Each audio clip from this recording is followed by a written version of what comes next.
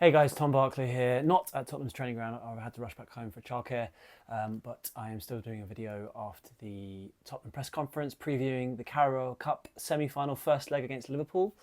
And I think top of the shop was Son Heung-min's new deal, or more specifically the year option that Tottenham have triggered on his deal. I said a few months ago that it was going to happen. It was just a matter of time, and today it was announced that they would extend his deal until 2026. So previously his deal was due to run out at the end of this season, 2025.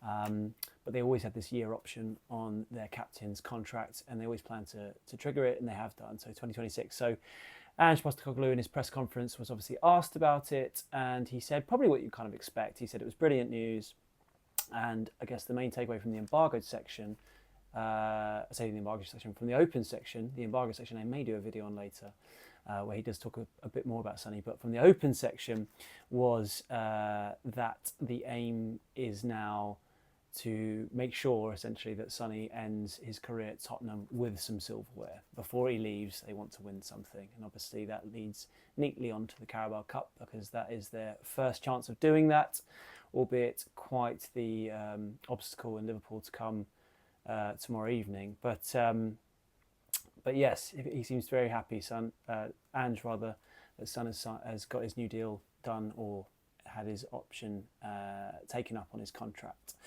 On from sort of one forward who's been there for a long time to potential new forwards, he was asked specifically about Randall Kolo Muani, the PSG forward, who I can confirm Spurs have been in talks. It's been widely reported, but they have been in talks over potentially signing him on loan.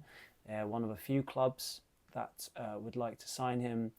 Manchester United and Juventus, we mentioned. I've heard that clubs in Germany like him as well. Not Chelsea was specifically what I heard, that Chelsea aren't in for him.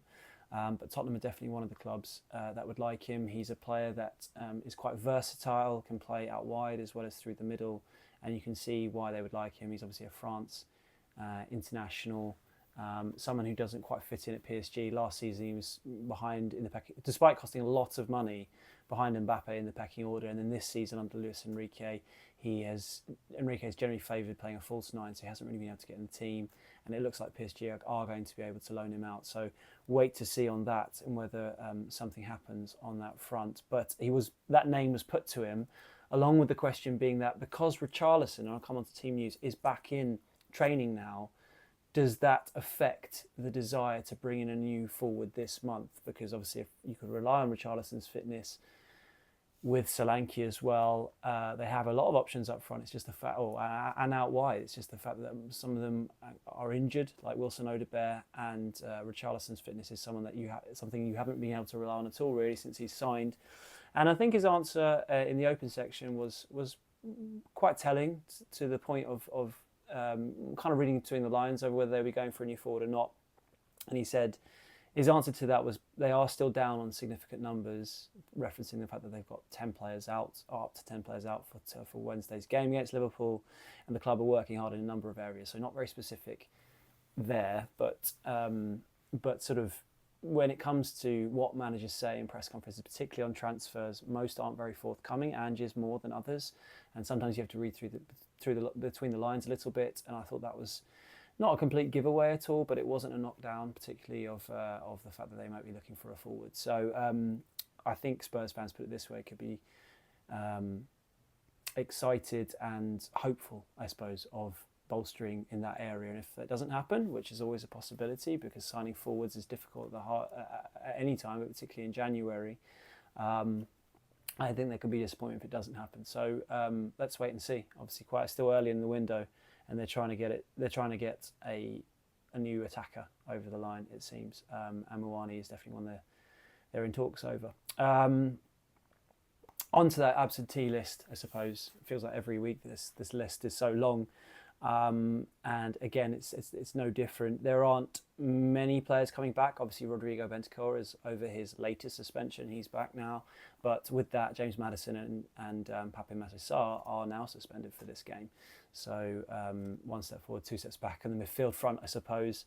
Mikey Moore could be on the bench, apparently, according to Ange, after a really long time out with that virus and the recovery from it. So that's quite exciting because everyone is very excited about the young 17-year-olds. That is Mikey Moore and the talent he brings. So that's good to hear. Dragozin and Gray, who were ill ahead of the defeat against Newcastle, but both played. Dragozin obviously had to come off at half-time because he was shattered from being sort of bedridden all week. They are feeling better, apparently, so you expect them both to start.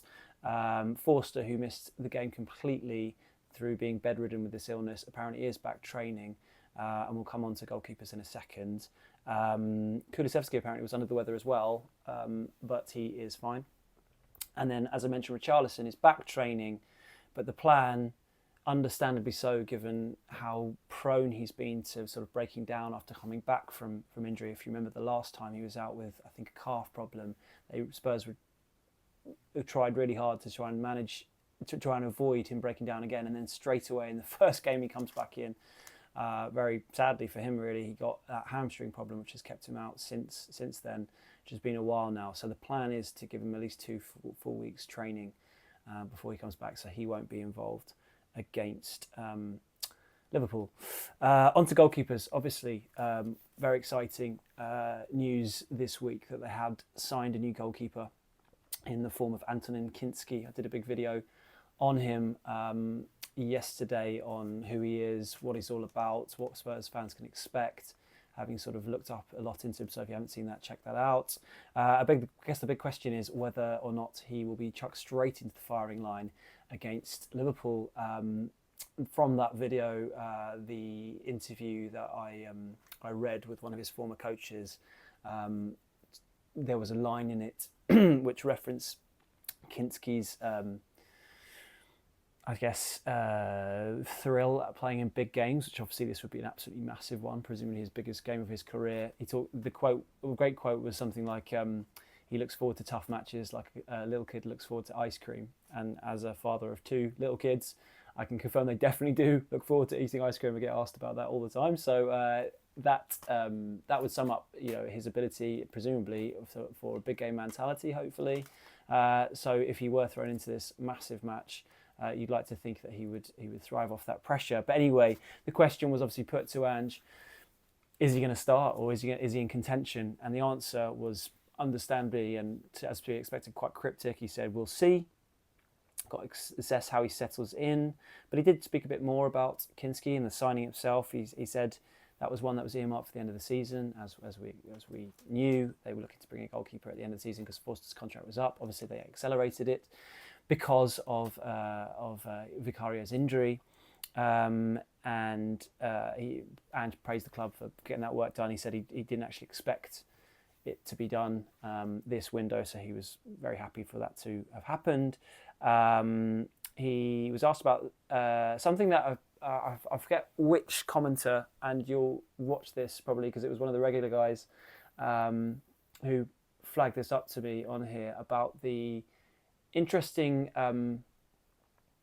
recurring theme, I suppose, of new signings coming from families who also have footballers in their family. And Kinsky is the latest one out of this because Archie Gray obviously comes from great footballing stock with his dad. Andy Gray used to play for Bradford. His great uncle was the legendary Eddie Gray, who's also a really nice bloke. Someone I've interviewed a few times. Hopefully might interview him at some point about his great nephew rather, at some point. Bergvall also comes from a footballing family, and now Kinsky, whose dad, by the same name, Antonin Kinsky, played for Czech Republic in goal. And he was asked about that, whether about the relevance of that, and his answer basically was like, he sees him in a similar mould to Archie and Lucas Bergvall in their mentality, the way ambitious they are, the way they want to create something special for themselves and for a team going forward. So it sounded like he was sort of cut from the same cloth on that front. And he was asked about him playing with his feet, because that's something that a lot of fans and from the video I did, has been remarked upon as one of his biggest strengths is playing with the ball with his feet. And he said that, certainly that's one of his sort of skills that he's comfortable with, but it's his all-round goalkeeping ability. And he praised technical director Johan Lange for tracking Kinsky all year, all season, and getting the job, getting the deal done. From one new signing to in a problem area, which seems to be solved in Kinsky, to another one, and whether it might, whether they will go for someone at left back or not, because obviously Destiny Udogie is injured for a good, from this phase, still probably about 6 weeks or so. I was told sort of 8 weeks before he would feel 100% again. So that's a good chunk of the season that they're missing their first choice left back. Ben Davies is obviously injured at the moment. Jed Spencer's filling in there. They got Reguilon, but generally Reguilon, the plan with him was to try and let him go this window. Whether that now happens, we'll see. But he was asked about whether, the possibility of bringing a new left back, and I think his answer depends how much you can read into public answers on transfers or not. But I wouldn't have filled me with great confidence that they will address this issue this window, which I thought was a mistake in the summer. And if that proves to be the case in this window, I would think it of again, to be honest. But he said that he can see a lot of players that are out at the moment coming back at the same time, and he's very conscious of the fact of suddenly having all these players coming back, and if they signed another one, having too many, in for one position. And he said it depends, and he reiterated his line that he's used a few times about they're not just going to sign anyone for the sake of it. So I guess we'll see on that front, but I wouldn't be going away from that press conference on that particular transfer with huge confidence that they would sign someone from there. And having spoken to various agents and people around football about what Tottenham may or may not do this window, left back, even after Udogie's injury, has not been something that's come up too often. Generally, it's been centre back, striker, or an attacker, goalkeeper, obviously, which has been dealt with, and maybe central midfielder. So I guess we'll wait and see on that front. Moving on to the game itself, before we talk about Liverpool, what's interesting about this particular tie, from a sort of technical point of view, is VAR is going to be trialled where in the ground. So if you go in the game tomorrow, you will hear the referee announce the sort of decision over the sort of tannoy, I guess. I'm not a referee, but it will be announced what's happening. The idea is to give more transparency and more understanding to those who are actually at the ground, which has been a bugbear of a lot of people, including myself, when you go to the ground and the fans who are actually there are the sort of least in the know over what's actually happening, which seems totally unfair given they pay their hard-earned money to be there for it. This is something that was trialled before at the Women's World Cup in 2023, but hasn't been done in men's football in England before. But it may be a sign of what's to come. Again, they're trialling it, see how it goes. It'll be done in the Arsenal-Newcastle game, which I'm doing this on Tuesday afternoon, heading into evening. Game kicks off in a few hours. Let's see how that goes in that game. That'll be something else here at Spurs tomorrow. And he was asked about it, and his answer was, do I welcome it? No, that was his original answer. I mean, Ange with VAR, let's be honest, he hates it. He's not a fan. He said it many, many times. He doesn't like the way football's gone on that front. He said he made the point that if at the game against Newcastle with this potential handball against Joel Linton, which obviously he was very frustrated by, and by the way, still the threat of him having some sort of punishment from the FA lingers on. So for any of you who are unaware, Ange, after the game against Newcastle, you kept reiterating this phrase, particularly in one particular interview with the BBC, which you may well have seen, where he said, I think it's something along the lines of, if everything had been equal, fair and equal, basically they wouldn't have lost. And he didn't actually specifically talk about the handball. He did a little bit in the press conference, but he seemed to be very canny, I suppose, in stopping himself short from directly criticising the referee or VAR or the officials over this situation. But he did use this phrase, fair, if all things being equal, about 6 times during this interview.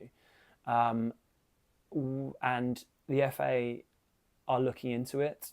It's not an investigation yet, But if they do somehow sort of decree that he's kind of inferred like bias from the referees, then technically he could have some sort of ban or a fine as a result, because you can't sort of question the integrity of referees on that front. But having said that, the likelihood of that actually happening, or being able to prove that that was what he was talking about, when he doesn't explicitly say that's what he's talking about, even though I think most of us can, it sort of feels obvious that was the main gripe that he had after the game. But because you can't literally do it, I at this stage maybe potentially would be surprised if he did get hit with a ban or a fine. But anyway, it was obviously something that bothered him at that game at the weekend. And when he was talking about this VAR situation and fans being able to hear more in the ground, he used that as an example, saying, would fans have been happy if they'd been told about the handball situation in the ground on Saturday? No. And I think he's got a point. There's a whole argument, people talk about rugby, and I know I've got a big following in Australia on this channel, and maybe people think about it will have opinions on this, and whether in rugby generally. I mention Australia because obviously rugby's big over there. You have you often can hear what the referee is saying. I forget what it's called. Over when you watch on TV and all the decisions that are made, and why that isn't the case in football. But I don't know. I've been to a lot of football matches over the years. I do feel like, and rugby games, but particularly football. I don't know. I'm not sure if this is fair or not, but I do feel it's a different audience. I don't know whether it would help. But I don't know. It's a big debate whether it's a good idea or not. Anyway, something we're going to see tomorrow. Ange made the point. Would it have helped? Would the fans have wanted to hear about the handball decision? He's not sure, but he does say, look, I've got to accept it. This is the way things are going, but don't expect me to be a cheerleader on it. And that's pretty much where you would expect him to be on that front. And then, onto the game itself. So Liverpool, it doesn't get any harder than that. They're basically the best team in the world at the moment, or definitely up there. Had an unbelievable season. Just 17 days ago, they thumped Tottenham on their own patch 6-3, and 6-3 flattered Spurs massively. It was 5-1 at one point. It was only when at that point Liverpool sort of stepped off the gas a little bit and Spurs got a couple of goals. Did they sort of come back into it? But Spurs were poor that night, and Liverpool were fantastic, and they've got the best player for my money in the world right now in Mo Salah, at least on form. They've got a really good manager. They've got a fantastic midfield set up. They've got some great defenders. It's amazing, given that their three best players probably are all out of contracts, and we'll wait to see if any re-sign or not. But it doesn't seem to be affecting them at all. Albeit, I guess Trent on the weekend against Man United did seem to have a bit of an off game, but generally he's been brilliant this season. and if anything, I think it was his pass up the field that led to the crucial third goal against Spurs, when Spurs had just got back into the game at 2-1 just before half time, and Maddison scores, but there was still time and injury time for Liverpool to score again. Alexander-Arnold plays this ball up the pitch. Dragusin misses the headers as Szoboszlai. Szoboszlai flicks it on, I think, to Salah, who then plays it back to Szoboszlai, who finishes very, very well. And that was 3-1, and that was game over, really. And then obviously Liverpool kicked on from there. A really, really tough game. And obviously maybe a bit of a tricky fixture, not obviously a tricky fixture, a tricky one to call it, because it's obviously the first leg of two. The second leg's away from home. Do you want to go all guns blazing and risk being completely out of it for that second leg? Obviously not, but then we know the way Ange plays. He said he has to, he is very conscious of the second leg, but he also it won't affect the way they approach the game or how they play it, so which is not really surprising.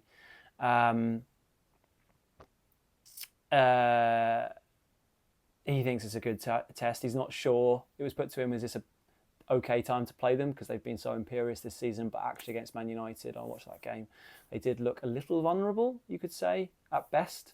I mean, Maguire probably should have won it for United right at the end. Is this a good time to play Liverpool? He sort of smiled and said, I'm not sure about that. And he reiterated that Liverpool are in a great moment, or a good moment, he puts it, which they really, really are. They're sort of firing on all cylinders at the moment. But a great challenge for Spurs. And as ever, rinse and repeat this season for me on these videos when it comes to most of the games that Ange has gone into, particularly the big ones. It feels like a massive challenge, but also a fantastic opportunity to change the narrative, to breathe new life into his whole project if they can somehow get a victory. I don't think people will be holding up too much hope, but I suppose they actually played quite well against Newcastle, even though they lost.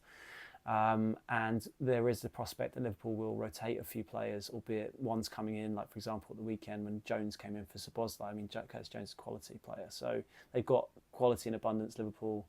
You know, Darwin Núñez, for all the sort of flack that he gets, he's still a real problem of a player to come up against. Diogo Jota can't get in the first team, can't in the starting 11 ever since his injury, but he's been knocking on the door since, so you'd expect him maybe to start, and he's absolutely up quality. So Spurs injury hit defence, you know, it's going to be a massive challenge. And to be honest, I, as a neutral's perspective, but with my sort of Spurs hat on, as covering them, I just hope they're not out of the tie come the end of tomorrow night, really. Albeit I do think they also need to, if they're going to somehow get through it and get to the final, they kind of need to go into the second leg with at least a 1-goal advantage. So massive challenge for them. And let's see how they get on. Onto this lineup, what I expect from Spurs because of those absentees. Just to go through them, I don't think Forster will be back, but he is back in training, so potentially he could be. So that would be one. Then at the back, you've obviously got Van der Ven, Davis, Romero, the 3 centre-backs. That's 4, Udogie, 5. Sarr and Maddison suspended, so that's 7. Odegaard, Richarlison's not playing, 8, 9, and I think I'm missing someone else. I can't quite remember who it is, but there was definitely up to the possibility of 10. It will come to me. But anyway, from a starting lineup, I reckon it will be... I think he might go with Kinsky. And the reason for that is...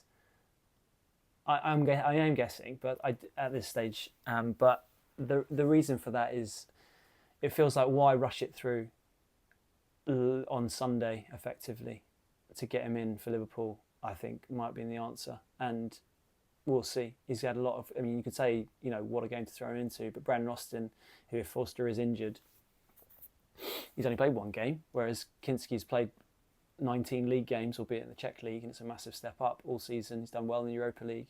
I just wouldn't be surprised if he went for him straight away. Porro at right back, you would presume. Dragozin and Gray at centre-backs and Spence at left-back. Then I think he might stick with Bergvall. I think the fact that he brought him off around the hour mark against Newcastle when he was playing well was probably an indication that, not that he thought he was tired, but to keep him sort of ready for the Liverpool game. So I would not be surprised if he stuck with him. I think he'd probably go with Bentancur over Bissouma in that position. I think Kulusevski plays in the middle. So I presume it's Johnson. I'd expect Son with his new extra option to come back into the starting 11 on the left and Solanke through the middle. So that was what I would expect. Let me know your likely lineups, any other potential players that you might think might start instead, your thoughts on Son's new contract or option on his contract, and transfer business, and where you think Ange is at ahead of this monumental game. Another one in the season that has been a difficult one for him this year. Let me know, and I'll speak to you after the game, or I might potentially do an embargo video later. We'll see. Cheers, guys.